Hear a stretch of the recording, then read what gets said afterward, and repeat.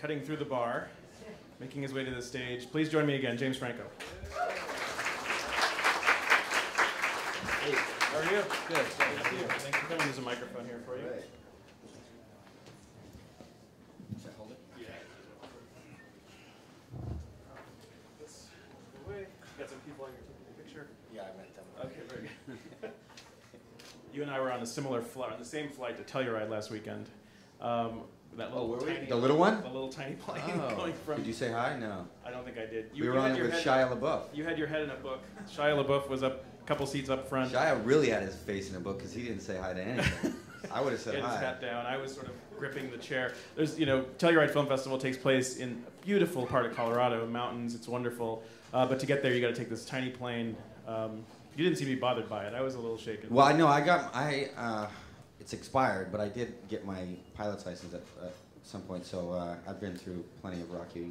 Probably been through much bumpier than. Yeah, bumpy air travel. Well, the movie's terrific. Congratulations on 127 hours. I'm definitely going to ask you about that. I want to start by asking about some of the other things you're involved with, just to lay a foundation for some of the stuff that we're seeing you involved. We're seeing your name attached to so many things right now. There's even a website called What James Franco Did Today. I don't know if you've seen that. Yeah, funny guys. Yeah, they're poking a little fun at you. I mean, obviously, in all seriousness, but they actually say I do like decent things, so that's not all bad. It's nothing bad. It's nothing bad. They should add flying to that, I guess, if you have a license. It's something that people have been talking a lot about with regard to your career and your interests. You've expanded into not just acting, but so many different areas. I want to ask you about some of that. 4 grad programs, is that correct? I wasn't before. Have you? Those days are past. I got through them. You got pretty much. I mean, NYU is a 3-year program, but I took some extra classes, so I'm going to be expedited that process. I shot my thesis last summer, so yeah, I'm pretty much done. I saw your 3 short films at the Palm Springs Festival, whenever that was, a few months ago. Thanks, man. Yeah, so we're like, I've spent a lot of time together. I just didn't we know. have, yeah, we just haven't met. So tell me about my birthday party and. No, it wasn't. When else did we meet? That's it. Okay.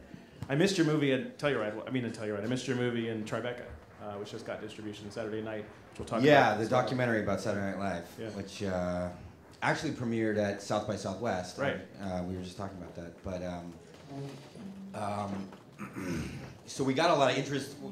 Oscilloscope wanted to take it right then. They just announced the distribution deal for the film. Because of the way that I approached it, it started just as a student project. Yeah. And I knew Lauren and everybody over there, and I said, can I make this documentary just as a student project? And then when they said yes, and then when they said, well, you can, you have access to like everything, I thought, well, this is something that nobody has ever gotten before, so I might as well just make it. Screw the student project. We should make something nice with this, and that meant I didn't have all the rights in place, right. And so after we got all the attention, I still had to go to NBC and get the rights and all that. So you had to negotiate. I didn't have to go. My agents had a few headaches over and that's been resolved. Yeah. Okay. Thanks. So when will that be released? It'll be February. Someone has what does Gucci by Gucci mean? This is how Gucci promotes their brands now. It's working. I think it means Gucky by Gucky. Yeah. So, talking about the academic side for just a moment, you made this project. You made this Saturday night project as a student project. We got it. Gucky by Gucky. Got it. Tell me about the decision to go back to academia. Tell me about the decision to go back to school. Was it originally because you wanted to direct? Is that where that started? You've directed a number of things now since you've gone back to school. But what was the original decision, and what at what sort of moment did you start thinking about that, or how did you? Well, back in the day when everyone was shooting on film, one of the reasons I think a lot of people went to film school was just to get their hands on cameras and equipment. Nowadays, anybody can make a film in their backyard because the technology has enabled us to make these very, very low budget films.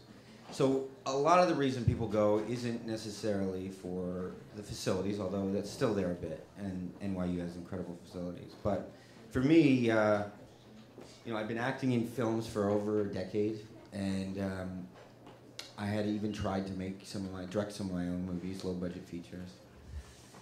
And they were okay. I mean, I'm not like embarrassed by them, but I also felt that I didn't, when I was making those, it was like I didn't give myself permission to make them as well as I could. That I was still being kind of shy and like not coming out and saying, yeah, I want to be a director and I'm going to think like a director and be a director. I was kind of just not doing it half-assed, but I wasn't approaching it with the kind of confidence and professionalism that it demands. At least good movies demand. And so I found after I'd gone back to school, I went back and got my bachelor's, and I realized that actually I love that environment, and I love being around other people that are focused on the similar things that I'm focused on, and I actually do well in that kind of environment. Some people don't. A lot of actors I know still don't know why I have gone back to school, but because they basically taught themselves or whatever or thrive. Is it the structure? Is it the structure of an academic environment? It is. It's part of that, and and then you can get a lot of people that'll say like they've been through film school and they say, I didn't learn anything in film school. I didn't know. I should have just gone out and made my own movie with the money I spent on film school. I maybe met some interesting people, but nobody taught me anything. I don't think that's really true, especially if you're in a good program because you have like great instructors. Yeah. We have Spike Lee, Todd Solondz, and a bunch of other people that maybe you don't know, but who are incredible instructors at NYU. And so you get to work with those people who do have something to teach. But in addition to that, it's an environment where you don't have to worry about selling your thing. If it's, you don't have to worry about making the money back. It's a pure artistic environment where the instructors and the people that are critiquing your movie, their only goal is to make you a better director, a better artist. And that's a very kind of special environment because you're not going to get that. So taking the commercial or the commerce out of it. And then when you are, a lot of people can criticize the workshop atmosphere and environment. And, it's not perfect. But what it does make you do is question why you're doing certain things, be confident in your decisions, know why you're doing things, and then hopefully, gain a certain confidence about your approach and why you do certain things. And so it's been great for me. And if the stuff I had made there was bad, I wouldn't have had to show it to anybody. But I like everything I've done there, so I've been able to take it around and show people. And you've been pursuing other fields as well, writing, working as an artist. How do you feel like your work as an actor and a filmmaker is informing your work in other areas, or vice versa? Your work is, the writing you're doing, how is it influencing the kinds of writing you're doing, poetry, whatever it might be? How is that influencing your work as a filmmaker? Well, I do look how are they connected, I guess? I do look for I actively look for the crossover between the different practices or genres. And so one thing is, I've been in a poetry program, graduate program, and so it turns out all the and I had to kind of find this approach, but all the short films I had made for NYU are all based on poems, which is fairly unusual, I mean, one good thing about it is I didn't have to fight anybody for the rights to the poems. Ridley Scott wasn't like, going after the rights for Herbert White or whatever.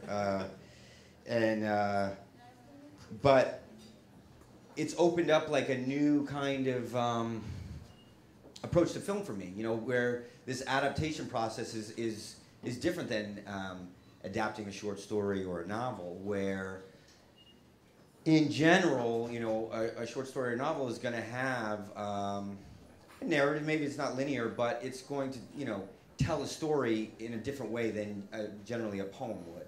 And so I found when I was adapting poems, it was like, oh, well, there were narrative poems or persona poems, but so there was a bit of a story, but not in the same way that a short story would tell a story. And so I thought, oh, well, what am I adapting here?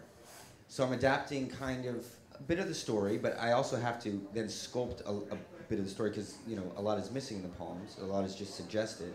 And then I'm also translating the tone and rhythm of the poem. You recently played a character on General Hospital, which is informing a new project you're working on. Is that correct?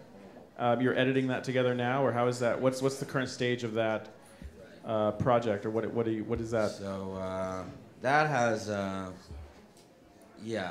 lot of different kind of aspects. Originally, I did a movie, kind of an art movie, with this artist named Carter called Erase James Franco that played, you know, originally played at Yvonne Lambert Gallery in Paris, and then we took it to MoMA and, you know, everywhere, SF MoMA everywhere. And so Carter and I planned on doing another project together where I would play a character that had formerly been on a soap opera, and that we haven't made it yet. We will make it. It's called Maladies, but that sparked a conversation about what if I actually was on a soap opera, and not like it's necessary or not like I needed to cut my arm off for real to play this role. So it wasn't necessary for the role in Carter's movie to, you know, be on a soap opera, but it was just an interesting idea. Figured why not? I thought, why not?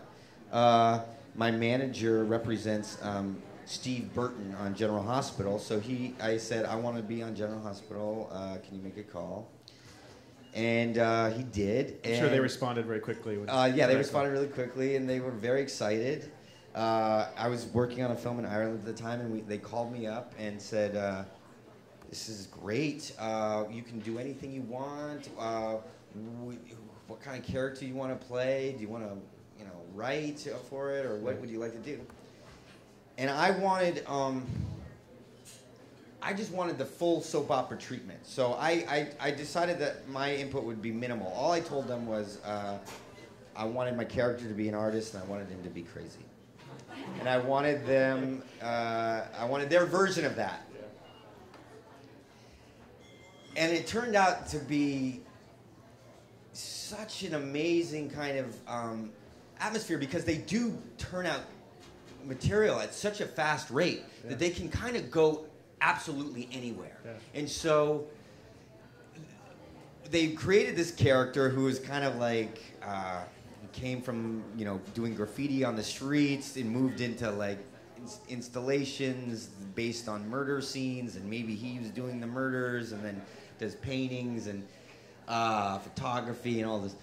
And then, because I wanted to kind of have ownership over this thing, not just be on General Hospital, but to also turn it around and make it into something else. I had a camera crew follow me all through the process of this. So then they picked up on that, and in addition, they came up with the idea, we'll call the character Franco. So then it was like, every time, you know, the other characters on the show are saying Franco, you know, even in the scenes I'm not in, it was like really this weird blending of like, is it James Franco or just Frank? What is it? And then they picked up on the thing that, you know, I was doing with the other cameras, and so they made that part of Franco's art as well. Anyway, so there's a lot of aspects to it. Then we took, then the second part of it is we took the sets to MoCA in LA and presented those as sculpture at MoCA, as if it was a real show at MoCA, but then it was also Franco's show. And I know I'm losing you maybe at this point, or you just think it sounds ridiculous, but it was actually amazing kind of interesting, actually. culture cluster F. And we had soap opera fans come out, and we had MoCA patrons come out to watch the filming of essentially a soap opera episode. But because of the context, because Jeffrey Deitch, the new head of MoCA, was there in the episode, because we were on location, they never shoot on location. it was like we had somehow infiltrated the network, but we were also being loyal to the show, but it was also very different than the show, and then it was also a piece at Mocha. And of course, I also filmed that whole process, and so... and that filming is for Maladies or for a different No, project? no, this had nothing to do with Malady. Malady's just inspired the ideas. Right. So now Ian Olds, who edited Documentary the filmmaker. Saturday Night SNL doc, Yeah. is editing all of that material that we had, and we'll do a further show at Mocha once all that is together. Great. Yeah. We look forward to seeing that. If you haven't seen, well, you'll have a chance to see 127 Hours here at the festival. I want to thank James Franco for spending time with us here today at the Filmmaker Lounge. All right. Thank you, sir.